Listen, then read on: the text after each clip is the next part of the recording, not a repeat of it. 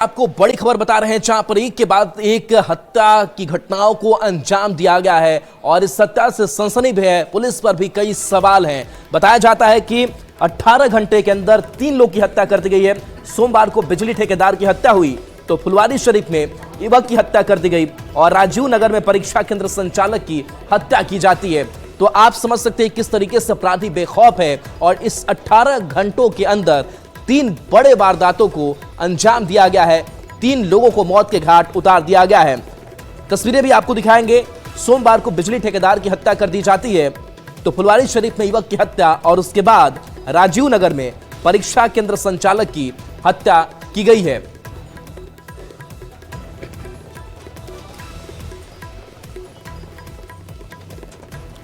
तो पटना से ये बड़ी खबर, जहां पर पिछले 18 घंटे में 3 हत्याकांड को अंजाम दिया गया है। हालांकि इस पूरे मामले में पुलिस एक्शन में है, लगातार कार्रवाई करने में जुटी हुई है। गिरफ्तारियों को लेकर भी एक्शन देखने को मिल रहा है। ये 3 तस्वीरें आपको दिखा रहे हैं। बुद्धा कॉलोनी की सबसे पहले तस्वीर आपको दिखाते हैं, जहां बिजली ठेकेदार की हत्या कर दी गई।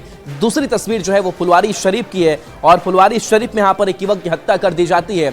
और तीसरी तस्वीर आपको दिखा रहे हैं, एग्जाम सेंटर संचालक की हत्या की जाती है और राजीव नगर में इस घटना को अंजाम दिया जाता है।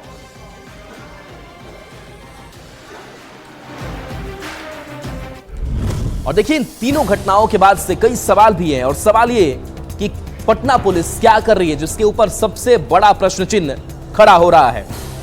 सवाल ये भी कि क्राइम कंट्रोल के दावे का क्या हुआ और सवाल ये भी है कि जो आरोपी हैं वो गिरफ्तार कब होंगे।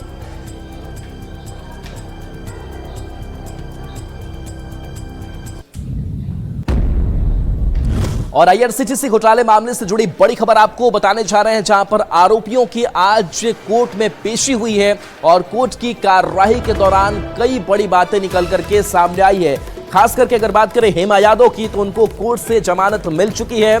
तेज प्रताप यादव को भी इस आईआरसीटीसी घोटाले मामले में जमानत मिल गई है। अन्य आरोपियों को भी बेल मिली है। शंकर आनंद हमारे साथ, न्यूज 18 संवाददाता। शंकर, ये बड़ी राहत इस परिवार के लिए माना जाए? निश्चित तौर पे देखिए, लालू परिवार के लिए एक बहुत बड़ी राहत है। और क्योंकि जिस तरह से इस मामले में पिछले काफी समय से तफ्तीश चल रही थी सीबीआई के द्वारा, जिस तरह से इस मामले में चार्जशीट जो फाइल किया गया था, उसी चार्जशीट पर आज संज्ञान लिया गया और इसके लिए जो पिछली सुनवाई के दौरान में ही पहले से ही एक निर्देश दिया गया था कि तमाम आरोपियों को कोर्ट के सामने हाजिर होना होगा। हालांकि लालू और लालू यादव और राबड़ी देवी जो है, उनको पहले से थोड़ी सी रियायत मिली हुई थी, लेकिन आज तेज प्रताप यादव और उनकी बहन हेमा यादव जो है आज कोर्ट में हाजिर हुई थी और आज उन्हें जिस तरह से जमानत मिली है, तो एक तरह से कहा जा सकता है ये बहुत बड़ी राहत जो है निश्चित तौर पे ही कहा जा सकता है।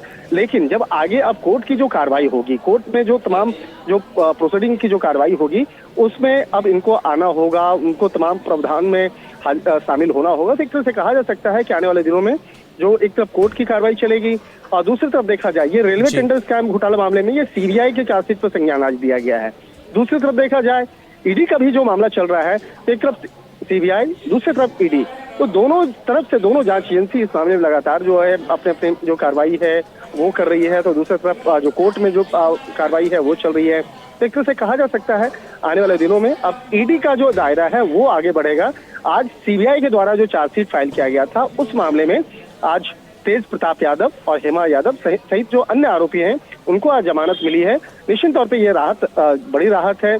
लेकिन अभी तफ्तीश जो है वो अभी जांच एजेंसी की अभी जारी है। सीबीआई के द्वारा इस मामले में जो पिछली सुनवाई के दौरान बताया गया था कि अभी भी इन्वेस्टिगेशन का जो दायरा है वो आगे बढ़ता हुआ नजर आ रहा है और इस मामले में अब तक जो चार्जशीट फाइल किए गए हैं, उस चार्जशीट के आधार पर आगे कोर्ट की जो कार्रवाई होगी वो देखना लाजमी होगा। तो एक तरफ कहा जा सकता है जो कोर्ट के द्वारा अगली तारीख मुकर्रर की गई है, उस तारीख पर अब कोर्ट की कार्रवाई आगे स्टार्ट होगी और उसके बाद कहा जा सकता है जब कोर्ट में जिरह होगा, कोर्ट के अंदर में तमाम दलीलों को रखा जाएगा और उस मामले पर जब आगे की कार्रवाई होगी तो निश्चित तौर पर कहा जा सकता है कि आने वाले दिनों में कई जो कार्रवाई है वो कोर्ट के द्वारा भी की जा सकती है। चलिए, शुक्रिया शंकर इस अपडेट के लिए आपका।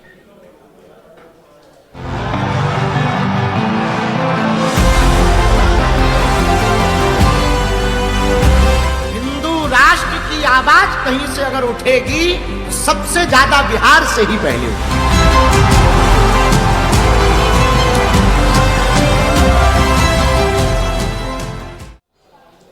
पंडित धीरेन्द्र कृष्ण शास्त्री ने भारत को हिंदू राष्ट्र बनाने की आवाज एक बार फिर से बुलंद की है और खास करके कहा है कि जब भारत हिंदू राष्ट्र बनेगा तो बिहार सबसे पहले हिंदू राज्य बनेगा।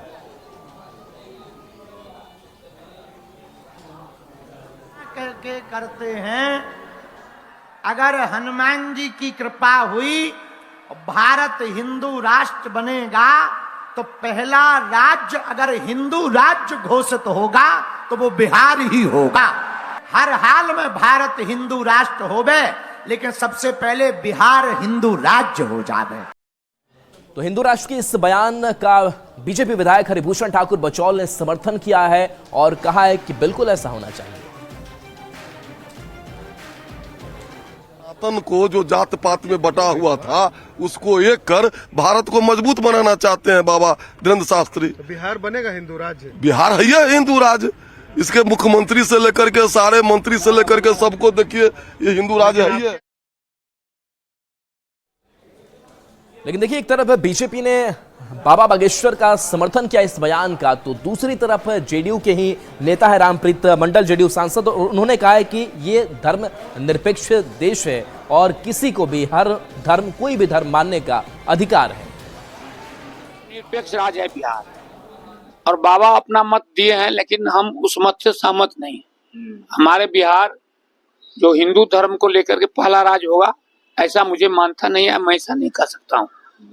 क्योंकि जैसा कि आप सब जानते हैं कि हमारे भगवान बुद्ध भी ज्ञान प्राप्त हुआ बिहार में ही, जैन धर्म का भी उत्पत्ति बिहार से ही हुई, गुरु गोविंद सिंह की उत्पत्ति भी बिहार से, जन्म भी वहीं हुआ, और सीता जी की जन्मस्थली भी बिहार है।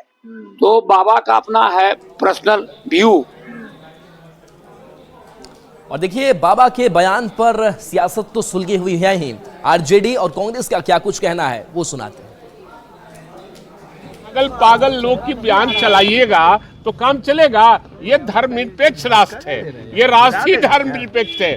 जब हिंदुस्तान आजादी की लड़ाई लड़ रहा था तो ये लोग जो आज जो बोल रहे हैं और तरह तरह के बयान दे रहे हैं, ये लोग अंग्रेजों के दलाल थे और नाथूराम गोडसे के ये लोग खानदान है जिन्होंने महात्मा गांधी की हत्या तक कर दिया। और ये देश संविधान से चलता है, लोकतांत्रिक व्यवस्था है और लोकतांत्रिक व्यवस्था में इस तरीके की बातों का कोई स्थान नहीं है। और वह भी अगर बाबा किसी राजनीतिक दल से प्रेरित होकर, चूंकि बिहार में चुनाव होने वाला है 4-5 महीनों में, तो अगर प्रभावित होकर इस तरीके का कोई बाबा अगर बयान दे रहे हैं तो निश्चित रूप से दुर्भाग्यपूर्ण है। भगवान ने किसी बाबा को इस धरती पर अवतरित इसलिए नहीं कराया कि जाके दल विशेष का प्रचार करिए।